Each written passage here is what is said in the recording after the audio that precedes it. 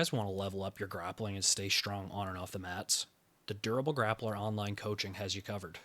This is led by Vince. Vince is the man. This program, it blends BJJ skill development, strength and conditioning, and personalized coaching to help you make real sustainable progress. If you guys want to join a community of athletes pushing their limits and building longevity in the sport, you should join, okay? Train smarter, roll longer. Check out the Durable Grappler today. Hey guys, if you're in the market for a mortgage, you've got to talk to Jack Cameron. You already know that he's a black belt on the mats, but did you know that he's also a pro at finding the best mortgage rates? With access to over 25 lenders and experience helping 1,000 plus clients, Jack makes this process easy and stress-free. Whether you're buying, refinancing, or renewing, he's got you covered. Plus, he's a huge supporter of the BJJ and MMA communities. He's always giving back. So if you need a mortgage and you want to work with somebody that you trust, you should definitely reach out to Jack at his website or him on social media. Hey everybody, welcome to the very first episode of Breakthrough Pod. I'm your host, Justus Copeland, and on this show, I'm going to be talking with people within the jiu-jitsu community in Atlantic Canada and getting to know people better. We're also going to discuss upcoming events and other things that might be on their mind. Today, we're going to be discussing the upcoming event. It's happening this Sunday, March 9th. It is my event that I put on. It's Breakthrough Grappling Series, and this event is going to be a really exciting one. If you haven't been to one of these in person, I would really suggest that you come and watch it. If you're a jiu-jitsu fan, you're going to love it. If you are just an MMA fan and you enjoy like exciting events, you're also going to love this, okay? If you've been there in person, you know how exciting that these are. And if you can't make it in person, though, we do offer a live stream on our YouTube channel. So feel free to subscribe and keep your eyes open for that. We'll be streaming that. So today on the podcast, we have my former student. He is a recent recipient of his purple belt, and turns out he's also my son. Yeah, we're having my son on the podcast. So today my guest is Sawyer King. Welcome to the show, Sawyer King. Happy to be here. You may have missed my beautiful introduction where I let the audience know that you are in fact my son. So just I want to make sure that we all kind of understand, it is kind of awkward that my son has a larger beard than me, but nonetheless, you are my son. Yeah, just the beard, yeah. Yeah. Why don't you call enough? You don't call me enough, man. You don't check in enough, bro. It's not good.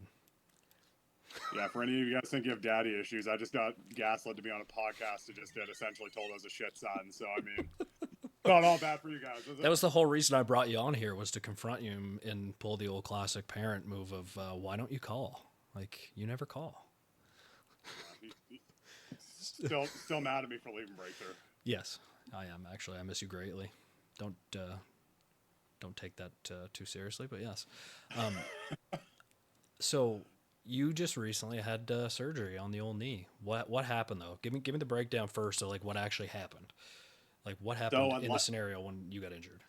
Yeah, so I'd like to say it was cool match situation. It wasn't. It was a classic just zig when you should have zagged. I was in top half guard, really looking to kind of flatten my opponent out. I was trying to keep the pace slow, so I wasn't even being explosive. My partner started to play octopus guard on the opposite side of my body to what knee I injured. And I kind of rotated my foot inward, and my knee was flat on the ground, and I pushed off to try to flatten my opponent out. And I think just with that rotation and the push, it just popped my meniscus, and I ended up with a buck handle tear in my medial meniscus. Fuck. Was it was it loud? Did you hear a pop or did you just feel it? No, I just felt it. I immediately knew it was bad though. It could only be described as feeling it was you could feel a real tear in my meniscus. It wasn't just superficial pain. I could feel a deep pain in my knee, and it instantly I had no flexion in my knee. I could not put weight on it. Instantly painful. Kind of sucked overall. That's my prognosis. It sucked. Yeah. Oh, I remember you texted me and you said right away, definitely something is wrong for sure. This is not good. So when you had the surgery done though, that seemed pretty quick that they got you in for that. Yeah, the Nova what was it Scotia like? healthcare system. Shout out, heard a lot of people giving it flack, but it did me right. Yeah, me. I tore it January 4th. I had a consult with a specialist January 11th, I think. I had an MRI January 25th, and then I had surgery February 18th. That's So unreal. You should ask your yeah, knee guy if he does necks and if he'll take a look at mine. What was the surgery like though? Like you went in, was it just quick, like one day and you were in and yeah, out sort of thing? quick in and out. Like it was done in like kind of like a, I don't know if it's a private clinic, but it was detached from the hospital. It was done in Yep. with Scotia Surgery. Shout out to the crew there. They were awesome to me. Just went in, kind of. They put me under. Within an hour and a half, I was out the door, and then I was just home. And Nice. recovery's kind of sucked, but I mean, I just got surgery on my knee. I don't expect it to be fun. No, exactly. I got you, man. What were you like? What were you working on before you were injured? Like, what positions have you been kind of focused on? Oh well, right now, like everybody knows, like by now that I like love jumping knee bars. I love attacking the knees. I had a knee, I had a jump knee bar submission win in the last three events I was in, including on Breakthrough Grappling Series. Yep. Um, so I was really looking to expand on that, but my philosophy in jiu-jitsu, I learned this training at Breakthrough. Jeremy Miston kind of gave me this light bulb moment. He used the expression, when you hear hooves, you think horses, not zebras. So I kind of adapted that into grappling and started working on very like tricky, weird things. Right, like one thing I was working on for a full month and a half from the last Rogue I competed in to pretty much New Year was I was playing donkey guard and I was getting there at a K guard, looking for the A block, looking for the toe hold, looking for the to transition to the backside 50-50. I just was like, well, no one's looking for donkey guard out of K guard. They pass the foot across a lot of the time to try to escape the K guard. So I figured if you can jump that, Josh Whalen, shout out to him, showed it at a class, and it was an instant light bulb moment. And it's also hilarious. I thought donkey guard was a meme at Breakthrough. That was a joke, It but was. it was like it was a joke. We used to just roast people for doing it. Yep. Nope, turns out donkey guard is awesome. It is the shit. I love that. Well, it has a time and place. I think the real issue there was that people would just do it when it made no sense. Like that can't be your whole game. That you just start from standing it like you're not Jeff Glover, man. Like let's be Yeah, honest. well, exactly. And like I think Abe I think is how you pronounce his name. He's like a big ADCC competitor. He uses the donkey guard, and that like the A block is his submission, and that's like I've watched like highlight reels and his breakdown of it, and it's a super effective submission. So I was like, you know what? Let's follow the fun here. Let's kind of like work on some tricky things. No one's expecting that, and it's going to be a way that I can enter the legs and up my leg lock game at the same time. Yep. And I was following that off the trend of like getting better at leg locks. You know, like heel hooks are a big part of the game, obviously, and I love attacking knee bars, but I want to be more dangerous from everywhere. So I was kind of doing that. It's kind of funny, but in the gi, I mean, I still play the gi. The gi is alive and well, at least in my heart. I was just working a ton of De La Hiva. I love De La Hiva. I weirdly love playing guard in the gi. I'm like, if you've watched any of my matches, you know I love wrestling. I really like to mix it up on the feet when I'm not in a gi. But you know, the gi on, and I want to play some guard. I love playing like those collar sleeve guards and transitioning from like De La Hiva to the lasso to the collar sleeve, just things like that. Yeah, your guard had a significant period of development there, and it was really apparent. Like just watching your roll and stuff. It's awesome, man. I love that you're playing those guards, and I should backpedal a little bit too on the donkey guard stuff and stuff like that. It's not that you can't like focus on these things and make them work. It's when you like disregard other, like you got to have your bases covered. We all know this. Like at the end of the day, like you need to have strong answers to the most basic things that happen when you grapple. And if you don't have those things, you should not be, guys, white belts. Don't go on YouTube when you can't escape side control. Don't YouTube donkey guard and start playing donkey guard, please. You're gonna Yeah, you're gonna that's great upset advice. your nearest black belt. Your coach is gonna be pissed off. Okay, so just learn how to escape first, Yeah, I please. should say that was Hints. my follow the fun month. That wasn't just like my like jump into I it thing. know, I always I follow know. the fun around Christmas time. Yes, and you So I should. always find like a fun technique that like Yes. throws everybody off that I can do, and that's kind of how I developed that jump knee bar that became one of Yeah, my yeah. primary weapons. So I should preface that with like the donkey guard Yes. stuff. I was following the fun on that. I was still like, for all those white belts out there, like if any of you guys are listening to me, I was taking like my wrestling very seriously, still working on the fundamental stuff, still attacking heel hooks from your regular positions, still Yes. looking to get better at everything else. Donkey guard was just my follow the fun month moment. And man, you have to like that's what makes good people great at jiu-jitsu. I find like these, it's being able to find like the creativity in it, and like, and it has to be fun. Like you have to love what you're doing, otherwise it is not, like your brain isn't going to look at it the same way. You're just not going to be as good. You're just not. Yeah. Like, so you need to do those things, right? So when you're looking, and like, not everybody watches a lot of tape or anything, but when you when you think of like competitors that you like to watch, like who would you say that those are? So I'm not so much like a find a like specific competitor and watch them guys. So like I just a little bit of background. Like I played university football and like I football tape is a huge part of the gig. Like if you're not watching 3 4 hours of film a day just independently, you're probably going to get reamed out by your coaches. You're watching film at meetings. You're studying film nonstop. So when I look at film, I don't necessarily think of it as looking at a competitor, although there are some competitors I like to watch. You know what I mean? Like I like you love Big Dan Monasu, watching a guy like that big, be that athletic, be able to play guards so intricate, but be also able to like stand up with the best of them. We saw him live when we were in Ottawa at the Yeah. ADCC in 2023. So if there is someone like that, I like Big Dan Monasu is probably like one of my favorite grapplers to watch. Um, but I love watching individual matches of people who are smaller than me because I like watching techniques that explosive lightweight guys will use and see how I can use those kind of in my matches, in my technique as someone who is 220, right? 215, 220. Because I find if I can find those fast explosive techniques and I can make them work as a big guy, that's where I really find my stuff. Like with, for example, like my wrestling. Like I learned to wrestle from guys who learned to wrestle when they were 155ers. Like you're wrestling base and Jericho's wrestling base. So I like to work on things that maybe a small guy would use and bring that to a large guy match. Yep, that's definitely a good outlook on things. That's kind of what jiu-jitsu was built on, right? The smaller guy defeating the bigger guy. But what happens when the big guy is as good as the small guy, right? Yeah, I mean, if It's you're a like big people, guy, yeah, like if you're a big guy and you can move on, I think that's what makes Big Dan Monasu impressive. Is like exactly, man. that guy that guy's like 6'8", like damn near 280, and like to see a guy move like that, such a high level efficiency guy. Even when you look at guys like J Rod, like he's a massive person, especially in jiu-jitsu. And to see them move so well, like you look at that and you're like, okay, they're not just grabbing you, bringing you down to the mat, grinding on you slowly, looking to pass. They're athletic. They're they're rumble passing. They're camping. They're dealing with everything.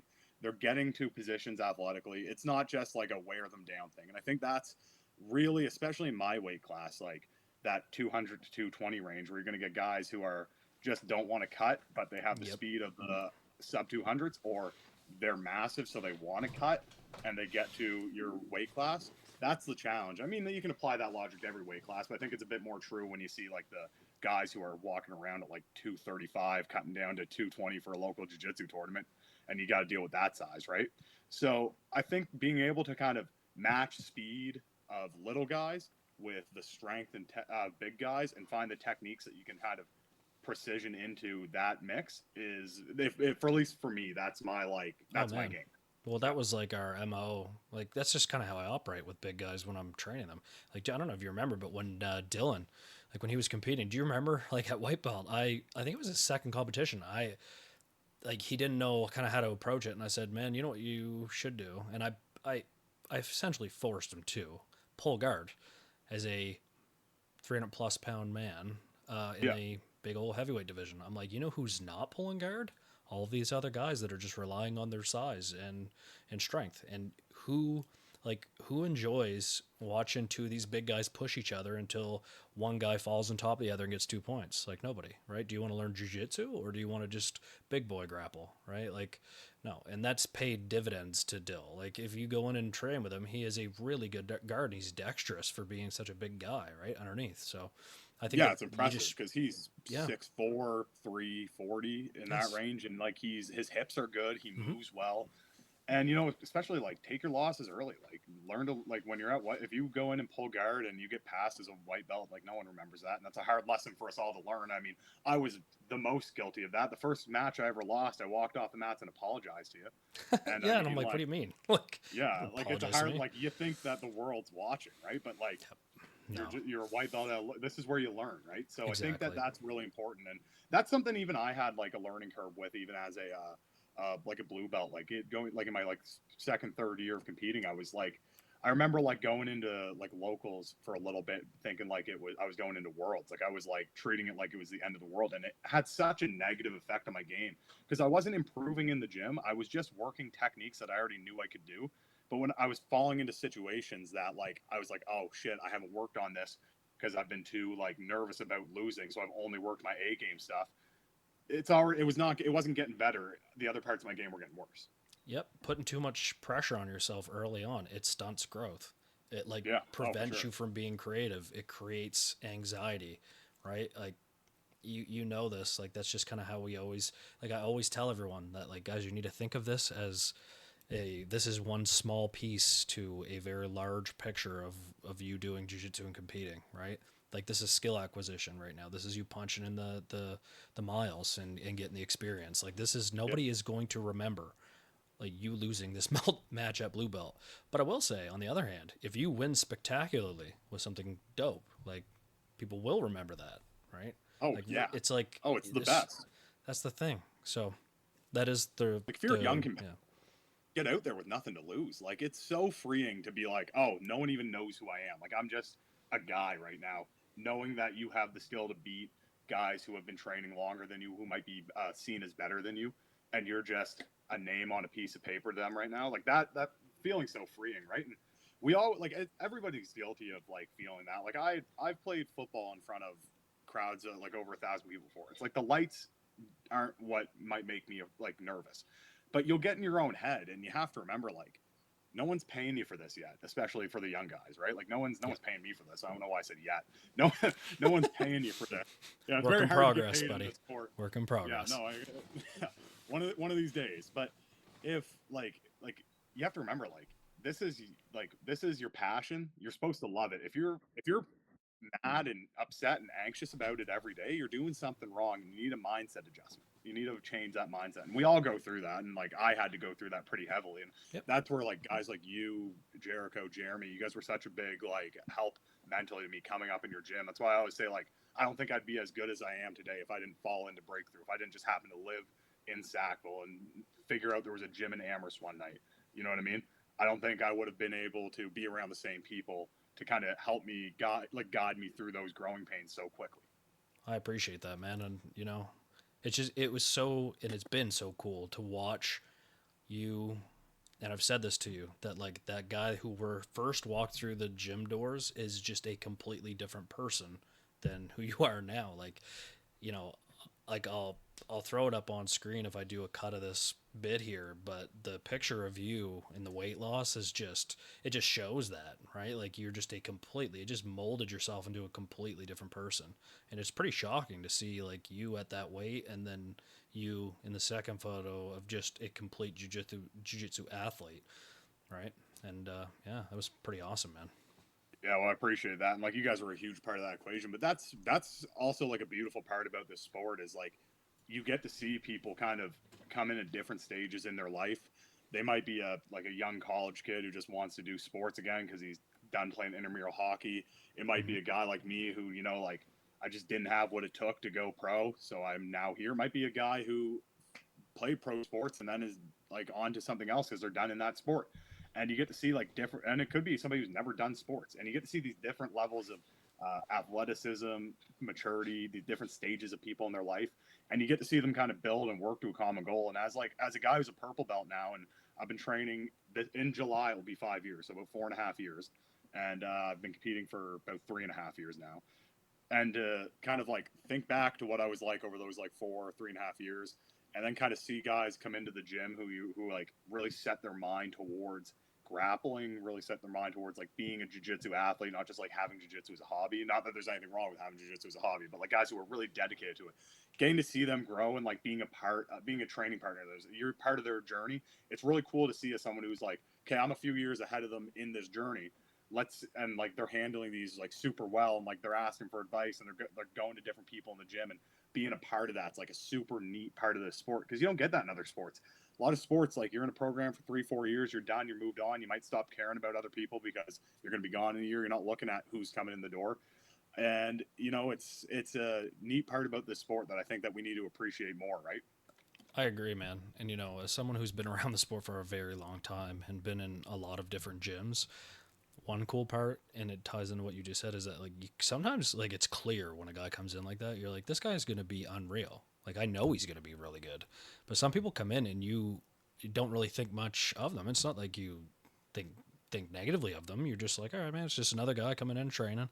And then you see some of those guys develop into like just amazing competitors and athletes, and you look back like, oh my lord, like I like see how good he's getting. Like man, I would have never thought. Like you know, so it's cool to see that too. Like some people just take to it, it flicks a switch, right, and they just become super obsessed with it. We see it all the time, but you know, and they could become this amazing competitor out of it. It's pretty awesome.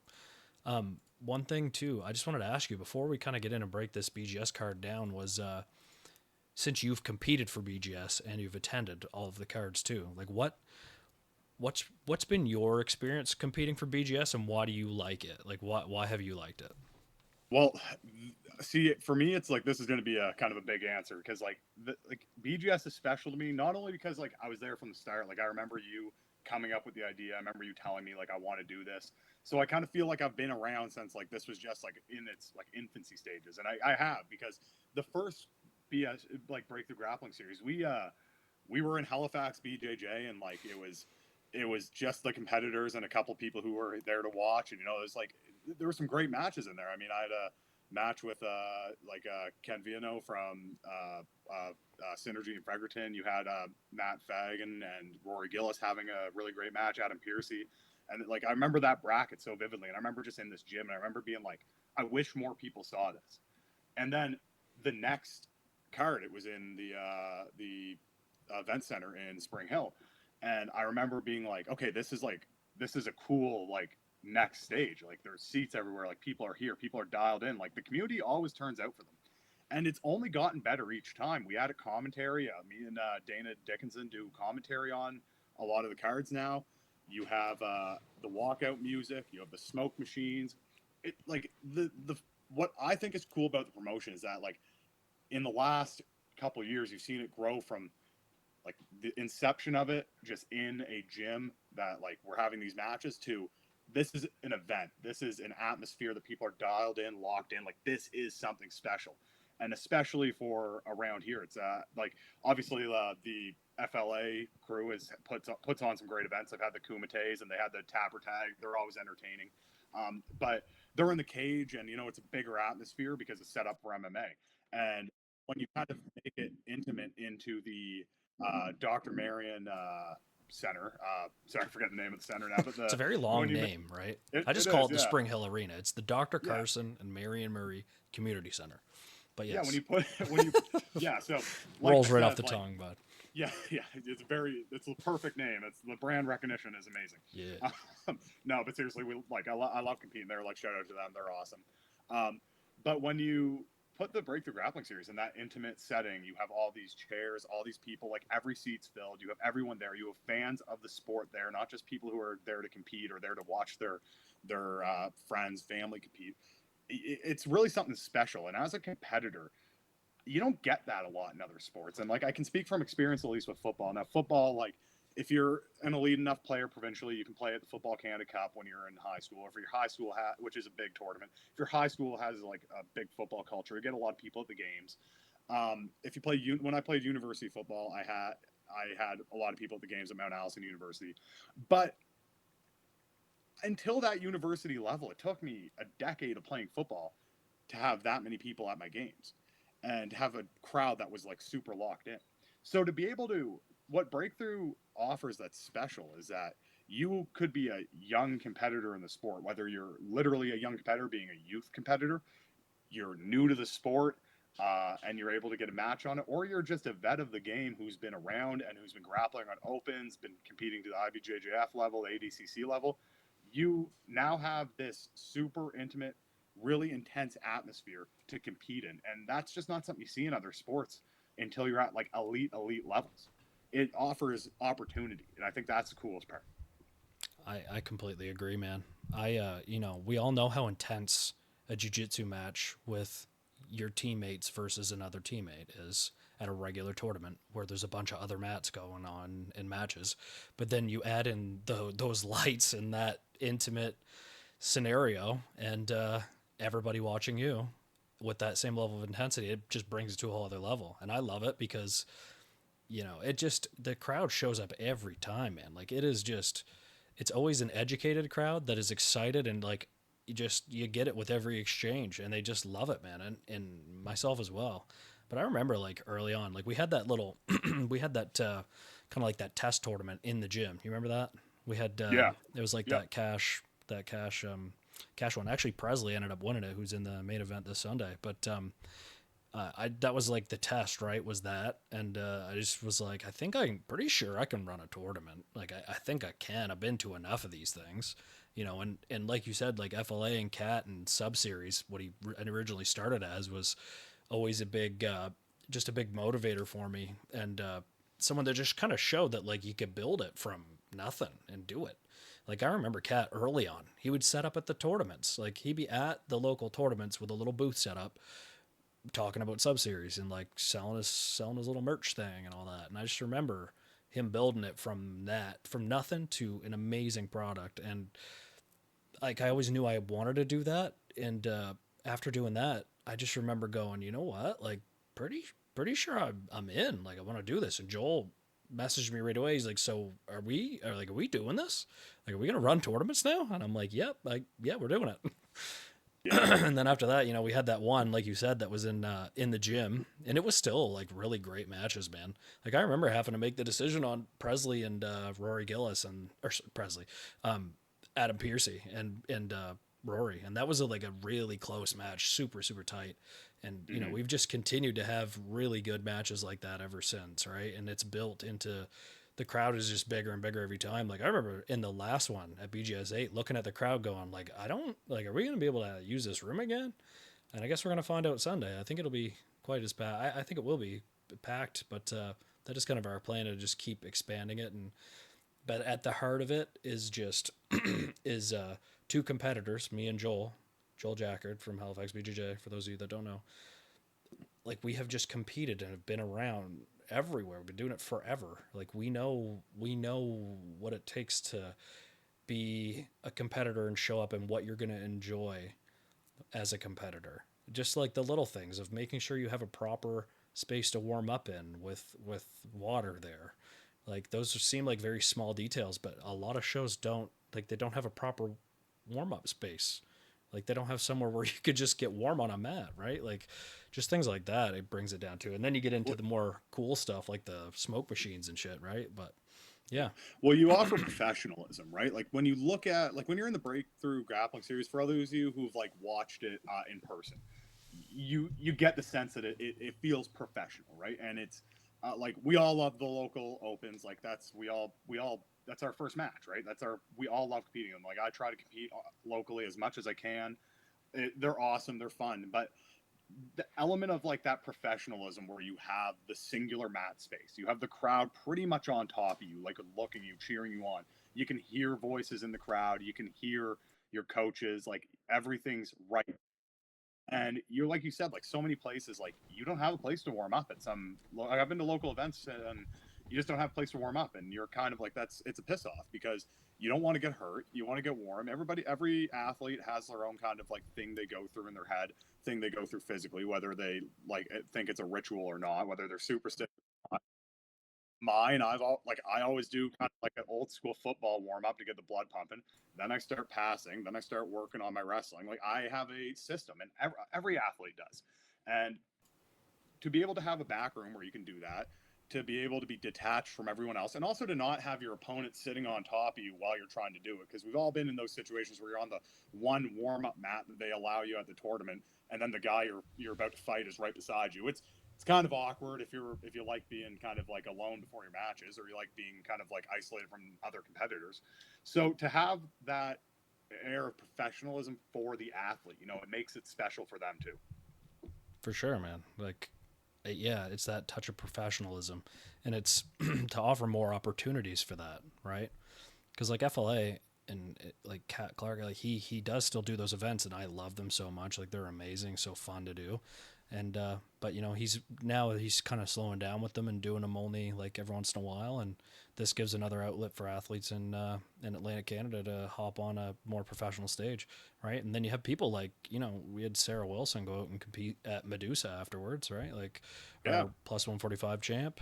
Pretty sure Jesse as well had a match up at there as well on that card. yeah. I Jesse mean, it's had the match at the Combat Jiu-Jitsu Worlds. really, really cool, right? He'll be in the So, bracket. Yeah, yeah, right. Trying to yeah, offer that, like, Nogi is growing in the world. We all know it, right? And to get people kind of used to that, and also just to kind of get crowds used to seeing that as like the norm, right? So, because I think that that's kind of where we're going to continue to move towards, right?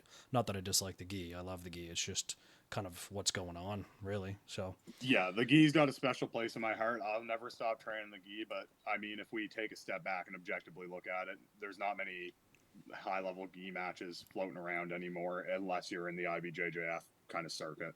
I don't see a ton of just like, let's put the gi on and have a fan friendly match. yeah, I don't know if it's the gi that's causing that, the rule sets, the culture within it. It could be a lot of things, but when it comes down to it, like you do get the more athletic exchanges and scrambles and stuff within nogi competition, and I don't know if it's just that or the rules that allow leg locks and all these other positions like that, but I myself just enjoy to compete in nogi as well, right?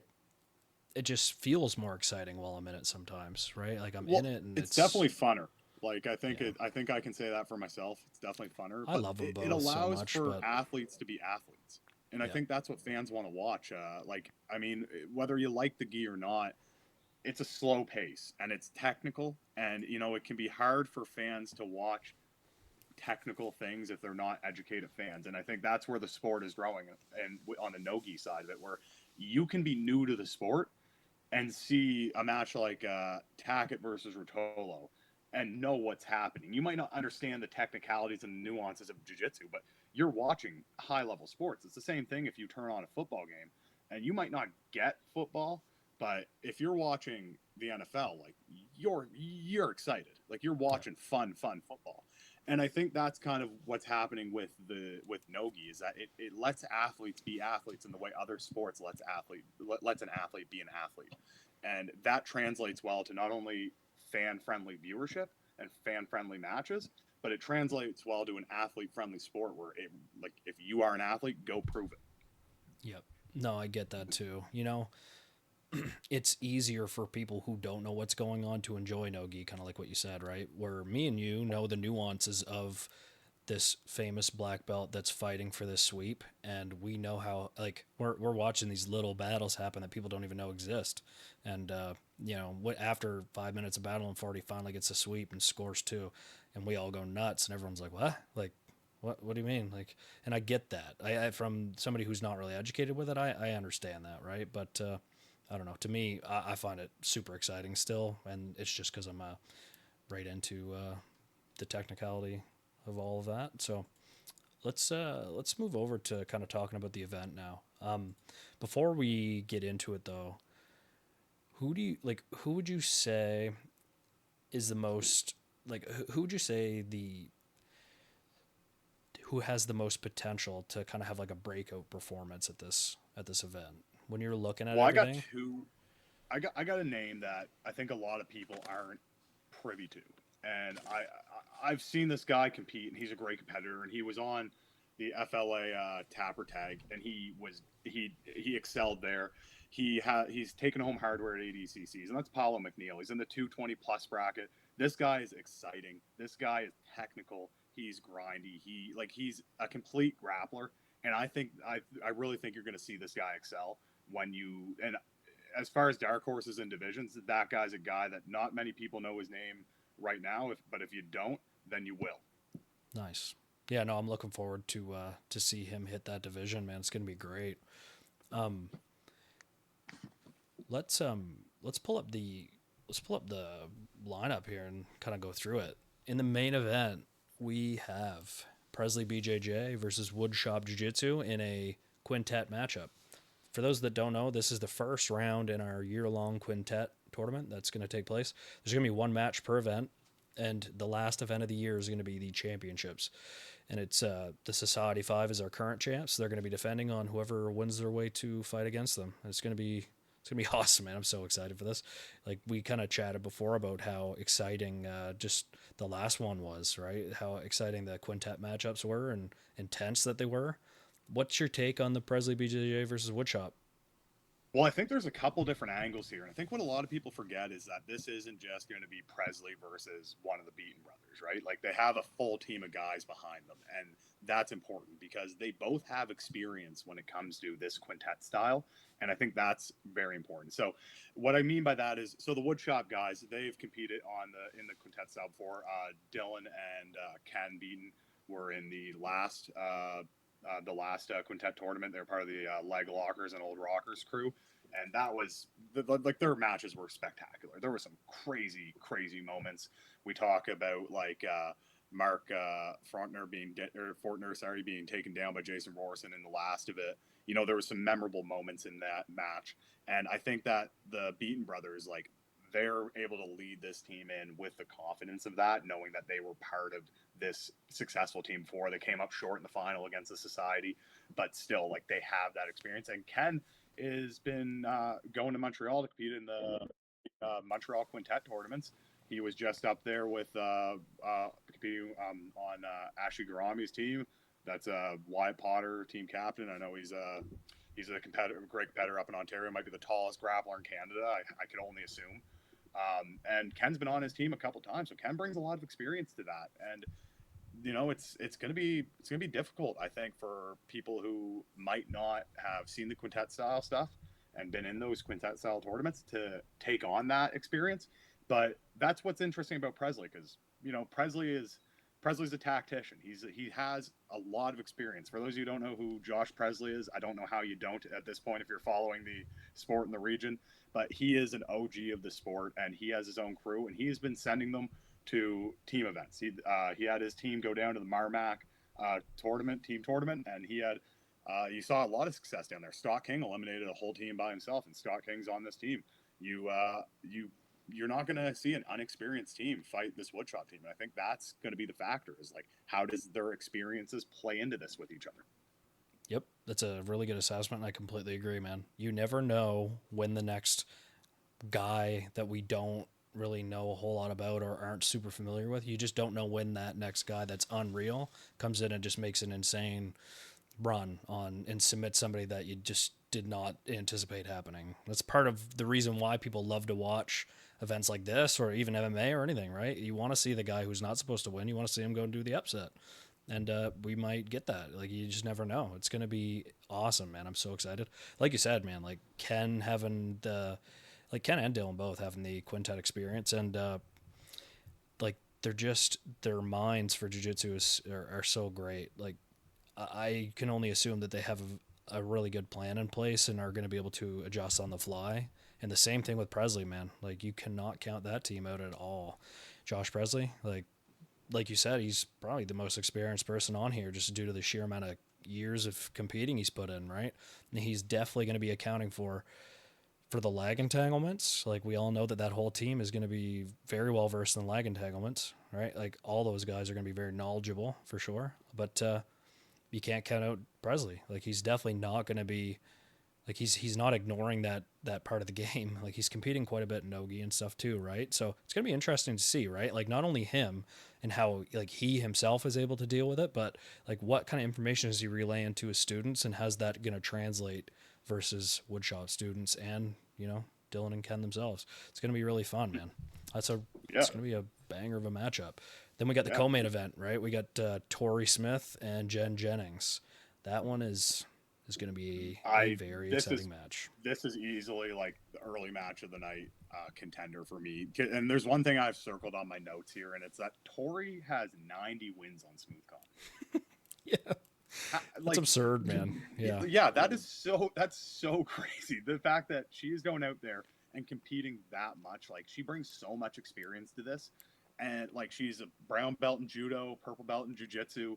Like she is so well rounded, so versed. She knows how to be in these long drawn out firefights. She's no stranger to the Breakthrough Grappling Series. yep. And I'm excited to see how this goes because Jen Jennings is absolutely she's a beast. Yep. Shout out to Tori, the current champ, and definitely the most avid competitor that is female on the East Coast Jiu-Jitsu scene. Not even a question. But Sure. then again, like you just said, though, across from her is Jen Jennings, and that last bracket that she went through is arguably the best female bracket that we've put together. It was just stacked full of absolutely amazing competitors, and Jen Oh, walked through the bracket, man. Like she had good matches. Don't get me wrong, but it was pretty decisive when she won. Like, yeah, she really brought it to everyone in the bracket, and yeah, she had success at FLA Kumite as well. That she was on last September, I think. mm-hmm. So like, she trains with a crazy group of grapplers too. But like, not only is it a family affair with Trevor and the 180-pound the 200-pound champion Tyler Jennings, being her brothers. You also have her training with the Sprawler Brawl crew, training with the other female champion Sarah Wilson.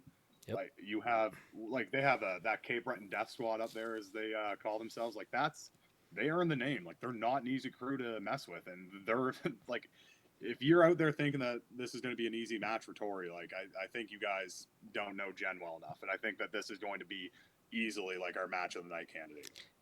That group of people does not drive that far and not show up ready to take the win, Oh, and they do every single time. I love it, man. Like what a good team, and you just know that if somebody's competing out of there, that they're absolutely going to be a gamer and ready to go, right? oh yeah, and the fact that they all travel together, like they travel as a team, like you're always seeing them support each other. Like I can only assume the vibes in that gym are immaculate every time. For sure. And it just seems like all the gyms in the area get along really well too, which is really nice to see. Like it's great, right? Really awesome. Let's talk about the next matchup. We got Peter. Peter, forgive me, Peter. I should be asking you how to say your name right, but I hear multiple pronunciations of your name. And Peter, I you're think gonna that's have to. part of the mystique of Peter, right? Like just Peter. part of the swag. Like no one really knows how to say the last name. Is it Riedel or Reedley? I need to know, Pete. You got to tell me, buddy. You're gonna I've have been to let calling me you know. Peter Rinaldi to your face, so if it's not that, that's going to be I rough don't because I've been listen, with you for Sawyer. 6 months now. I don't think it is, man. I really don't. Regardless, we got Pete versus Brett Maloney, and if you don't know Breton, go back, rewind, watch a few events back, and watch his unreal flying triangle, which got submission of the night. Was unreal. Like it was unfortunately against our boy Lawson, and sorry Lawson, but you got to take your lickings when they happen. We all been there, done that. But at the end of the day, man, that submission was so sweet. Like who doesn't love a flying submission? Dude, Listen, they're the best. I love them. Love them. Even If when I I land wasn't, like on my head and get injured, it's worth it because you might hit one and the crowd's yeah, going to go nuts. true. If I wasn't 215 pounds, there might be some flying submissions. I'll just stick to the jumping knee bars and keep it at that because the last thing Those I are need to exciting. do is be the first guy to lose a non-combat jiu-jitsu match by knockout. So I don't Exactly. need that on my resume. No, for sure. Circling back to this match though, man, like Breton, like he came out and hit that submission, and again all those guys from Grants, him included, they're always exciting, but I was really happy and excited to put this matchup together because we both know that this one is going to be extremely exciting. Like both of Yeah, these well, kids are Peter's super super exciting. crafty, right? And Yep. so is Breton. Like Breton's not only going to just throw jumping submissions up. He goes out and earns pretty conventional submission wins. Like he understands his submission game, right? Like he had a rear naked choke at an MMA event put on by FLA. Now I know it's MMA, but like it's going to translate. If you're going to kind of attack those submissions, you have that skill, and But Peter is no stranger to the Breakthrough Grappling Series, and he also like. Can we talk about like Confidence King? The guy dug it out the last time he competed and goes out and stores a submission win. Like Pete is a vibe, this is and I'm here this is an for it. interesting match I because am here Pete's for also it. a super smart grappler. Like Oh he yeah, yeah. shows so much IQ when he's grappling, and he's kind of been around. Like he's worked up with the woodshop crew. He's worked with the Halifax crew. Like he's a kind of like he's an IQ sponge, right? He learns everywhere. Yep, absolutely, man. Always, this one's going to be an exciting one. I'm really happy to put this one together. And next matchup we have battle of two large jacked gentlemen. We got Christian Finney and Corbin Levi. This is going to be a really good matchup as well, right? We both train with Christian. Christian is always ready to go. You've had some matches with Christian as well. Shared the mats with him, and again, Corbin has he's really been making some improvements, man. Like as of late, just seeing him transition over to Quantum and how well he's done since then has been awesome to see, and I'm really happy to have him back on this card. Yeah. Corbin's impressed me so much with his like how much he's improved. I remember training with him when he was pretty like early on jiu-jitsu, and then having a match against him, and like just to see how well he's done in the sport is like it's impressive. And like you said, like you got to commend him and the Quantum crew. I've been lucky enough to train and compete with both of these guys, and like one thing I'm going to tell you is neither of these guys are just going to give up. Like this is whoever wins by submission earns that submission, and and if there's a win on points, like they're making you earn those points. Like I got to say, Christian might be the strongest person I've ever like. It's a dead tie between Christian and Brett Smith from Sprawl Yes, Brawl, who is yeah, the Brett's a strongest person I've specimen. ever grappled. Those guys are so strong, but I think they're both fishermen too. Because I've seen Christian at the gym before the weight room, and he's told me he just got off the lobster boat. Yep. And this guy has been making crazy amounts of improvement with the Jungle Fowl crew, and I can tell you, like they don't play in their gym. Like I used to do drop in, get some training in there with the crew there. Shout out to Jungle Fowl, and Christian is in there every day putting in work. He's so strong, he's so athletic, and he has absolutely no quitting. Yep. You definitely don't Yeah, get weak from hauling lobster traps. Let's be no, honest. I'm looking and forward to that one, man. That's going to be a yeah. good one. And Same with Corbin too, though. We can't expect Corbin to quit. I mean, that guy's explosive. He's oh yeah, strong and he's tough. yeah, this is going to be a really good match, man. I'm excited that Yeah, this one's on the card as well. And then next matchup we have our boy Mr. Sweet Dream Sears. I had to save him from going into the heavyweight bracket because this man is a maniac, and he wants to compete as often as he can. For some reason, he didn't ask me for a matchup, so he gets the itch and keeps messaging me saying he wants to join the heavyweight bracket, and I'm like, hey man, how about we just get you someone your weight? So we get well, I have a good answer for yeah. that What's because that? I think Sears is insane. Yeah, yeah, yes. He's the good kind of insane. I love it. Yeah, Yeah, I grew up with Sears, man. He's been insane forever, and I love it. But his opponent here is Andrew McRae, right? Who was also a professional athlete previously, right? this is a sleeper match for me. Another 374 guy. I was giving shout out to his teammate Paolo McNeil earlier. This was his teammate in the tapper tag, and what I'm excited to see because if I can give some flowers to Sears right quick, this guy Sears is tough. He's gritty. He has a good IQ. He's gotten some great wins, and he never shies from a fight. He loves making these long, drawn out, intense matches. He takes a ton of risks, and now I want to see how that compares to a professional athlete who has been training, competing, and having success locally. Because Andrew, if I can kind of think about my own experience as like a high level athlete, of course I wasn't professional in football. I was a university football player, but I brought over a ton of lessons that came with me from football. I brought over how to be an athlete, how to train, how to eat, like how to do all these things that you might do as an athlete. And it got me through a lot of the early growing pains in this sport. It kind of fast forwarded through that white belt kind of progression off the mats, right? And I'm excited to see what that translates with Andrew McRae because this guy was a former professional soccer player. So the money's on him not getting tired. I don't like Yeah. I've seen soccer players run. He's not getting tired, and I want to see how that lasts against a guy who's been like putting in the work. Sears coming into this sport, really grinding, really improving, and I'm excited to see this. Like you don't see pro athletes every day just jump over to jiu-jitsu. And honestly, what I want to see is football versus football. I want to see because we have another pro athlete that's a veteran of the Breakthrough Grappling Series. It's Matt Watson. I think they're around the same weight. So I want to see like the battle of the two footballs here. Here we go. Yeah, Well, doing a little bit of matchmaking. I love it. Well, you are the unnamed matchmaker of BGS. You do send me awesome matchups all the time. But no, There's I just agree, so many man. exciting grapplers. I want to see them. I I want to see them know. fight. I know. That's yeah. I'm pretty sure. Yeah, yeah. I'm just gonna shave my head and become Dana White of Atlantic Canada soon. I'm pretty sure because it's just so fun, man. There's just so many fun matchups we can put together here, right? So next one we got here is Jake Stevens versus Patrick Rattray.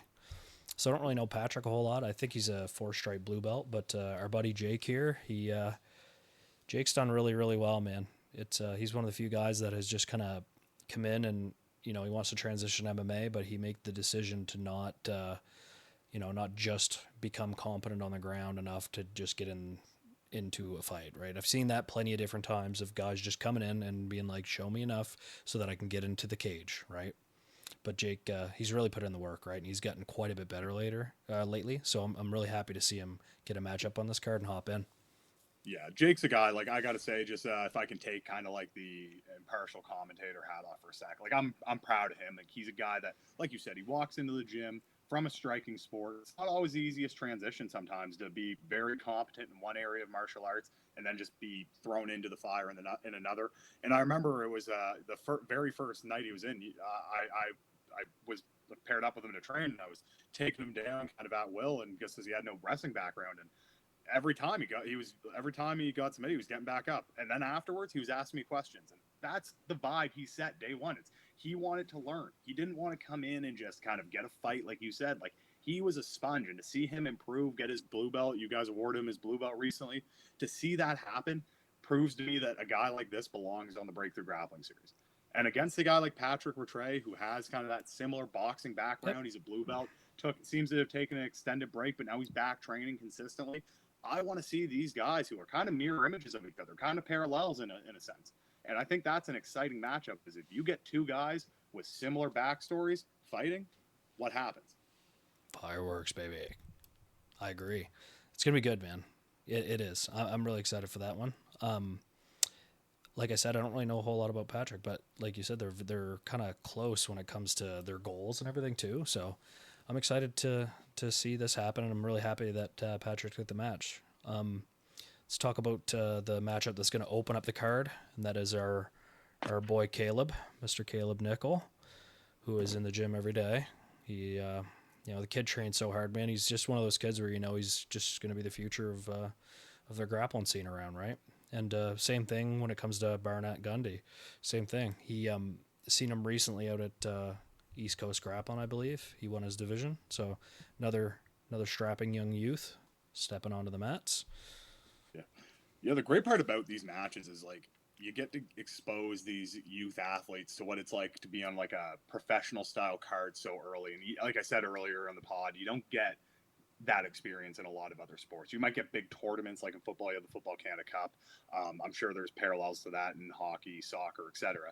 But if in combat sports to be 13, 14, 15 and to be able to open a show, it's important because they get that experience so young. It's going to pay off in dividends as you go down the line for them.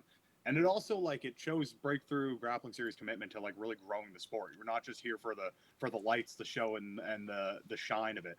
Like you're putting on these youth events, letting these youth showcase their skills, letting them have a platform to build. Because these youth, like in 5 years, they're not going to be youth. They're going to be the championship contenders, and you're going to see that when we talk about someone in the 160 bracket later on.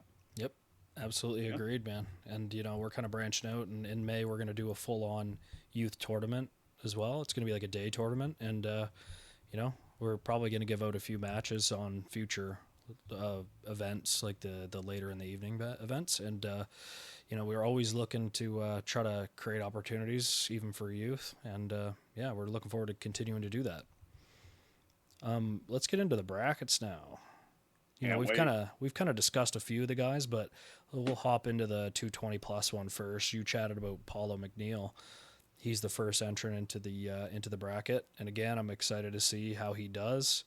I watched short clips of him on that Tapper Tag event, and again, he looked like a menace. Looked like he wasn't giving his partner much mat time, which is a good sign. He's just out there wrecking, so pretty great. And then we get the the uncrowned the uncrowned number one contender, some would say, and the man has the resume to back that up, Mr. Ro Roshan. Yeah. Can we talk about a guy like who just goes out and earns things more than Rowe? That guy has to see him come back from the kind of that extended break he took from training, and within a year and a half to be winning absolutes, be taking out some of the top contenders. He holds a win over the former champ Nathan Douglas, and you know Nathan is one of the highest IQ, definitely one of the strongest grapplers around. If that guy gets a hold of something, tap early. And for Rowe to be able to go out there and battle with him on the Breakthrough Grappling Series and kind of get that last second win, it shows how much he just really wants this, but also shows his skill. Like he has the skill to be at this level. And I think that's a dangerous mix when you feel like you haven't got what you deserved yet and you know you have the skill and you're as driven as Rowe is. It's going to be difficult for whoever draws him in the first round. Oh, Rowe wants he wants the title. He wants it. He has told me on several occasions, and I believe the man. Honestly, man, like he showed that he was able to dig deep against Nate there on that last one and get it done. Right? You could see, and you know, I've been there, man. I've been there where it is the most easy thing to do at the current moment when you're in there to just give up. And he dug deep, found it within himself to score them last few points and put it away. Right. So Yeah. he's coming into this bracket looking to solidify himself as the number one contender. And a man who has shared the mats with Mr. Roshan twice at our events is Ryan Budd, who is definitely the largest competitor that we have had. Mr. Budd is he's been around the scene for quite some time, starting in MMA, and that was kind of his focus early on. And you know, he's done some of our events, like I said, and he's hopping back into this bracket. And everybody, as he comes out, everybody in the front row definitely scoots them seats back one foot at further least. Back. This is it, and I'm sure that they'll be doing it too. He's just so big, isn't he? Yeah, like he's big man. Got to be pushing 6'6". Like he's definitely got that 3 bills of athleticism going on.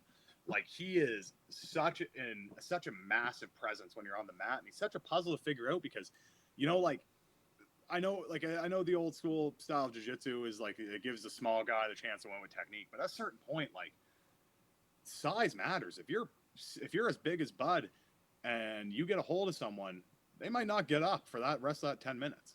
Yep. Yeah. Seriously though, like I don't know. What would you rather be stuck in a locked on heel hook by Ken or Dylan Beaton or be stuck underneath of Ryan Budd's full mount? Arms above your shoulder. Both arms above your shoulder line. We're talking which one? Just because I'm rocking these right now, I'm just gonna take getting pressure choke. So I'm gonna have to go with it's a very small, just get smother tap by Ryan Budd, but neither of those are great options. Yeah, neither sounds great. I definitely don't want to spend my Friday, Saturday night in either of those positions. Or maybe I do actually. I think I do actually. I haven't been there in quite some time, so yeah, hit me up, boys, if we could do that. Gonna need a new neck first, but yeah. I think that pressure might fix some issues. If it would have already. Let's put it that way. Next competitor we got in this division is Thomas Mahoney. And Saw, you can give me a little insight onto Mr. Thomas. I haven't really met him. Tom is a character. He's a friend of Peter Riddell, so you know they carry that same swag with them, as you guys could see with the bucket hat, the fight announcement pick. Now, here's a little inside baseball with Tom. So this guy impresses me a lot because I get to see him in the gym. And he's a white belt, he's just got his blue belt. So shout out to Tom. But he's not a guy who is just kind of there going through the motions. He is a guy I've watched him improve. He asks me all the time. I used to when we were talking about the donkey guard earlier, I used to attack donkey guard on him all the time, and he started doing it to me back within like a week. So that's hilarious. This guy is IQ central. He wants to learn. He wants to know, and he's been doing that. Plus, this guy's an athletic savage. So for those of you who don't know what Halifax comp class is like, that's your day. You go do comp class. Doesn't matter how athletic you are. They put you through the ringer there. You improved, but you don't feel like it because you come out of that just beat to hell. Thomas came out of that comp class and immediately went to the SAA and won gold in his division. So anyone who can go to a Halifax BJJ comp class, come out of that, drive to a venue, win an SAA gold in their division, that's a guy you got to look out for. I don't care if it's at a local or if it's at the BGS. Thomas, I'm excited that Thomas is in it, man. Sounds like he's going to be a really fun guy to be around and to watch compete. It's going to be great. Now that we're back and my camera is fixed, let's whip through this 160 bracket. We got Eric McDonald from Gagetown Submission Grappling. And, I messaged you after this, after I watched him compete at East Coast Grappling, because I just remember refereeing and seeing this kid invert. And I just instantly, when I seen him playing guard, I was like, who is that? Like, what the fuck? Who is that? And I just watched him just do extremely well. Like he beat Brad. He edged Brad out, Brad Smith, via points. And then I could just see just the way he's entering the legs and his awareness when he's inverted and his understanding of what's happening is you just don't really see that in people who are that inexperienced. And at the end of the day, I'm excited to see how he does in this bracket. I think that he's my dark horse pick of just the whole event on someone that's gonna surprise and make an impact. That's why after the matches, I had to go up to his coach and first of all just ask, like, who is that? Like, how many of these random killers do you guys have hidden up there in Gagetown? Like, yeah, I think Sean must just capture these people as children and just hold them, and he raises them as his own, and he turns them into these absolute savages, and eventually he lets them out, and they go into Gagetown Grappling. I don't know. That's what I'm thinking. It just seems like every few years or every year or two, you'll just see Gagetown submission or the pit, or you'll see whatever gym logo on it, and you'll be like, oh, that's a name, and then by the end of the tournament, it's the only name you know. It's awesome, man. And again, I think he's going to do some damage, man. It's going to be exciting. Next up, we have Michael Graham from PEI MMA. Yeah, I'm excited to see Michael compete. You know, he's a pretty avid competitor. You see his name all over Smooth Comp, all over the events. And also, like, if you're a PEI MMA guy, you're coming out of a tough gym. You're coming out of a gym full of people who are putting you through the ringer every day. It's a high IQ gym. I don't see this being an easy match for whoever gets him in the first round. Absolutely, man. Seasoned guy, and anyone coming from PEI MMA is going to be game for sure, right? Next guy in the bracket, we got our very own Dave Chapman, Relentless Dave Chapman. Dave Chapman. He's competed a lot for us. Dave been around for a long time. Just recently earned his purple belt. I was very happy to give that to him. That was an emotional day. Dave's put in a lot of work into that, and that meant the world to him. And I could just, I knew as soon as I tied the belt around his waist just how much that meant to him, and he earned every thread on that belt, man. Just years and years of putting in the work and showing up every day, man, training hard. Yeah, and Dave is a guy who's really like he shows up to every match with the mindset of like, this is my match to win. He goes in, he knows what he wants to do. He's always developed a game plan. He's always thinking. And Dave's a guy who's never not kind of prepared, right? And you saw that after his win against Colin White. He went in there, he got a submission victory. He broke a little bit of a streak, a little bit of a skid for himself, and it kind of renewed his confidence. So if you're coming into a match with Dave, you have to know you're coming into a match with a guy with renewed confidence. Yep, absolutely, man. That was a really nice no-arm triangle he hit. Next competitor we got is Will Kerr from Grants. Will did really, really well at our last events. He was part of that quintet team there. He stepped in last minute and helped out the boys from Pictou, and he had a really good match with Brad as well, Brad Smith. Their match was really exciting to watch, and any of them guys from Grants, man, they're always game and ready to go. Oh yeah, you can't possibly have a guy from Grants like in your bracket and assume it's going to be an easy fight. TJ Grant runs a great program there. I've had friends who have trained there. Actually, one of the guys that the guy who convinced me to actually go to jiu-jitsu for the first time, I trained under him, and I've just heard the stories about how hard they train, how intense they are there. If you see Grant's MMA on your kind of opponent's profile, know you're in for a tough match. Agreed, man. Yeah, TJ and Alex run a great program down there. Next, we got Levi Nickerson from Abaya, and just this weight class. You think of guys that have been around in this weight class for a really long time, and Levi's one of those guys. He's a really good guy, and man, he's been training for so long, right? and he wants this. You know, unfortunately, the last time he was able to challenge for this belt in a bracket, he wasn't able to make it due to the flooding in Nova Scotia last year.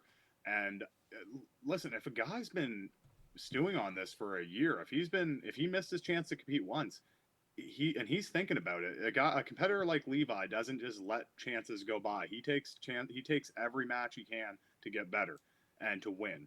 And I don't think he's going to come into this being like, oh, like, I finally get to do it. He's going to come into this thinking, I missed my chance out of my control the last time. I'm not going to miss my chance this time. And he's going to come in and put all of that energy into this match. So I think if there's a guy who you want to see kind of surge in this bracket, I think look for Levi to do that. Yep, I can agree there. I can definitely agree there. Next guy we got in the lineup is Evan Tom from Grants, and I don't really know much about Evan, but he looks like a young guy. But kind of what we mentioned before, man. Anyone coming out of that gym is gonna be game. And Breakthrough's a place for these guys who, if you might not be a known guy yet, this is a place to become a known guy. People are watching, and you're going up against names. You're not going up against anybody on a list who people haven't heard of. It's full of names that are always around the scene. So if you can get wins over the guys in this bracket, people will know you by the end of the or by the end of the day. Yeah, get some momentum for sure, right? Mm. Next up, we got Luke Clark, who he was coming off he competed for us. Can't remember if I think it was that last card, wasn't it? Yeah, he had a match against Dave. He ended up taking the win against Dave, but he looked really good, and you can just tell this kid's talented, man. Oh yeah. Luke is such a student of the game. Like he's always in the gym. Like I have the pleasure of training with Luke all the time.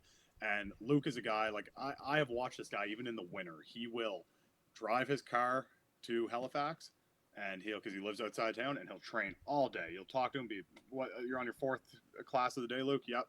And he'll train all day. Then he'll sleep in his car overnight so he can be there for 6:30 a.m. the next day. He is a dedicated grappler. He is very talented, and I think as a young guy coming into a bracket, this is a guy you got to look out for. I can agree there. I'm excited to see how he does in this bracket. It's gonna be good to see. We got another veteran up next on the list, Andy Campbell from Pictou County BJJ.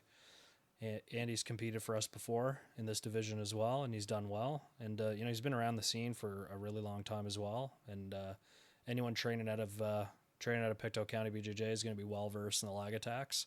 And just experienced. All them guys are experienced with this rule set and planning for it. So. Well, yeah, Pictou County is beside the name. Watch the heels. Like, I mean, and if it's a vet like Andy is, he's gonna have a lot of tricks up his sleeve. And you know what? If you're a young guy going up against a vet like Andy, you gotta mind your P's and Q's and dot your I's and cross your T's with a guy like that. You know what I mean? You can't go into that at all lacking. For sure. Next, we got Charlie Ross from Henzo Gracie PEI. And Charlie, again, had a match against Dave a few cards back as well. Ended up getting the win. Charlie, he's a big dude, actually, surprisingly. Yeah. Just based on his photo and everything, I didn't think he would be so big. But this guy's 160. Yeah, and he fought MMA and stuff. Looks really, really good. He's a super athletic guy. I think he's just another one of these guys that just hasn't competed in the division, but is going to do extremely well, man. Yeah, I think so too. Like you said, in his FLA match, he got a win by rear naked choke. I mean, yeah, he won his breakthrough grappling series match. So the guy's experienced in grappling. You know, he's coming out of that Henzo's gym in PEI, and they don't have a single bad athlete in that gym. I mean, everybody who I've seen compete out of there is totally game all the time. They're tough, they're talented. So, and they travel well. They never show up not ready to win. So I think I'm excited to see this guy fight. I agree, man. Me too. It's going to be good. Next on the list, we got Jesse Opper from SOB. So Jesse always shows up, game, ready to go. His regular weight class is 145, but he's not gonna lose this opportunity to step into the bracket and do some damage. He headlined one of our cards as well, and he's been around the scene for a while now after him and Sarah moved out here, and I'm excited to have him in this bracket. He's going to be another person just bringing the heat, man. Bringing the heat. And the thing about Jesse is if whoever stands in front of him, he doesn't care. Oh, no. And he's surging, He's surging right now. He's on a 3-fight MMA win streak, and he just had a match at the CJJ Worlds. I mean, that's an incredible level of competition to go get experience at. So I want to see what Jesse brings to this bracket, because I think this is a guy who's been at it for a while. He's had his ups and downs on the Breakthrough Grappling Series, and I think this guy wants it. Coming out of that Sprawler Brawl crew, they're coming down as a full team, it seems, and I think you're going to see a lot of success out of that group. I agree. He really just doesn't give a shit who's standing across from him. He's going to be all gas, and I love it. I'm here for it. Next up on the list, we get the former number one contender and title challenger, Brad Smith. Brad is just a gem of a human. Love watching him grapple. He's always so relaxed and just a killer, man. He's been a killer since we started kind of training together and got to know each other at Blue Belt, and just always been that way. It's been awesome to share the mats with him and everything. And yeah, man, he's gonna do really well. Yeah, I'm excited to see Brad compete. I mean, like, I have the pleasure of training with him every day, someone I call a friend, and like, he's just got his black belt, kind of has this aura of just killer instinct about him everywhere he goes. His wrestling, his guard game, anywhere he is, he has more answers than you do. Yeah. He's so intelligent when it comes to grappling. He's so tough. He's so grindy. He's a guy you're not going to make quit. So don't even think about just like waiting it out and hoping. If this guy is going to be just a nuisance everywhere until he has a submission on you. And I think that's really why he was the former number one contender, right? Like, you don't just become a number one contender in this organization just because you happen to win a match or two. You earn every match you fight, or sorry, you earn every match you win in this organization. And a guy like Brad is looking to earn his way back to that number one contender spot. And I honestly think if we're putting betting favorites out there, he's got to be in your top few. He's got to be in your top one or two to be your betting favorite. Not even a question. This is always the biggest bracket, 160, and he's already proved once before that he can win it, right? So wouldn't be surprised to see him win his way back to the title again. Yeah, he might actually be. I think he is my. I am biased as his teammate, but he has got to be my betting favorite. Yeah. Well, I mean, it can be biased, but also like proofs in the pudding. Like, he has the most experience in this rule set of anyone here, in my opinion. I think if I went back and did the stats, he probably does have more matches than anybody at BGS and under this rule set. So I think he's going to use that to his advantage, that and how well-rounded he is. And it's going to be exciting to see how things go, man. Next up on the list, we got two young guys that have entered the bracket. First off, we got Connor Cantwell from SOB. You know, Connor, he's 15 years old, this kid, and he's just coming off of winning the East Coast Grappling, the youth, the Absolute, and he won the title. We were trying to find him a matchup, but again, it's kind of tough to find matchups for, kids his age, weight, and skill level around here. We kind of agreed to let him come in the bracket, and I did kind of find a matchup that might make sense for him, but this kid wanted in the bracket. He wants to be in there and proving himself. He wants the chance to prove himself, and he thinks he can hang in there with men. And I think if you watch his clips of him training up there at SOB, I think he's going to show some people that he's not just a 15-year-old kid. Yeah, well, he definitely has the training room to kind of really kind of make a man out of him, right? Like, if you're training with the likes of Roshan and Brad Smith every day, you got to learn. You're fighting men, right? So I don't think he's going to be any stranger to the pressure and the intensity that they're going to put on him in this bracket. But also, like, the dangerous part about a 16-year-old is every 16-year-old thinks they're the first person to turn 16, right? He doesn't realize that he's 16 going into this men's bracket. What he realizes in his head is that I'm about to go try to win a championship, and that's dangerous because he knows that all he has to do is string together some wins, and if he can do that in his mind, let's see if he can do it in real life. Yeah, these young guys got nothing to lose and everything to gain, right? Nobody's going to be surprised and think any less of them if they lose, right? But, they go out there and string together some unreal wins, and they get some momentum off that. They get to prove themselves a bit, right? And, it's going to be exciting to see how he does. Like, nobody's going to... Sorry, go ahead. I'm excited to see the young buck enter this. Yeah, like, nobody's going to grab him and him feel something he hasn't felt before, in my opinion. Like, training with those guys up there regularly like that, right? So, it's, I'm excited to see how he does. That being said, we got another young guy, Mickey Meehan from West Hyde MXT, is also going to join it. Mickey's competed for us before, and we've seen Mickey compete, and since he was a young kid, he's always been tall, but man, the kid is huge now, right? Yeah, well, this goes back to what we talked about with like the youth athletes becoming the athletes in the men's brackets, right? Like, he's we first saw him compete and he was like what, probably 14, 15, maybe even younger, and now he's 17, 18, however, 17. I think he's believe he's 17 years old, 17. Yep, yep. and he's got a frame built for this sport. He has got to be at least 6'3", 6'4". He's got long arms, long legs, and he's going to be tricky to deal with because he's got a great IQ. You know, MXT's one of the OG gyms in St. John. He's been training with some guys who've been around the sport for well over a decade, even more.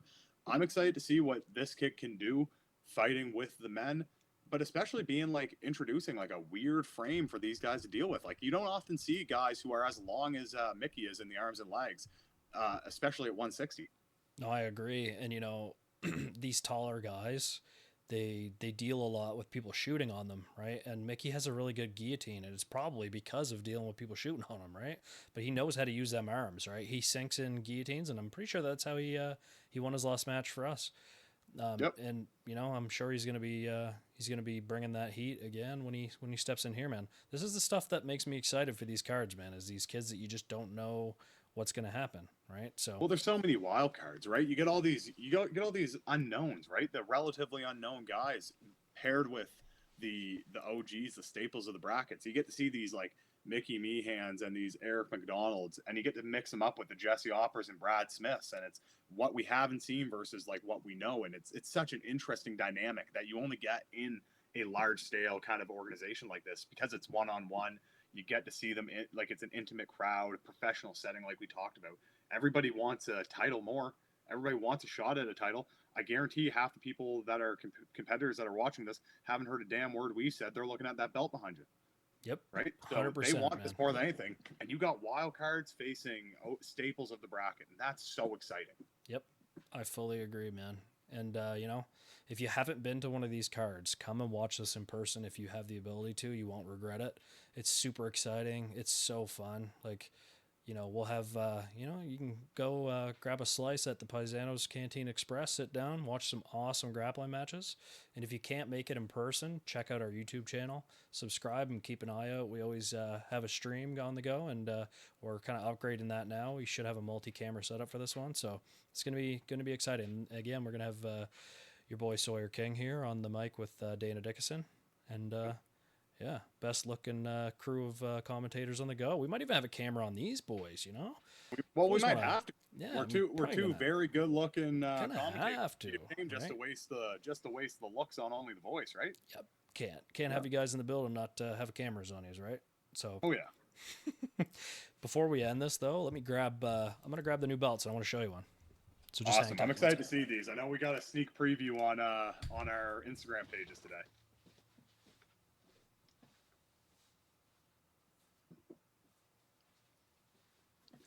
A little bit of an awkward wait, but I mean, I had to break silence.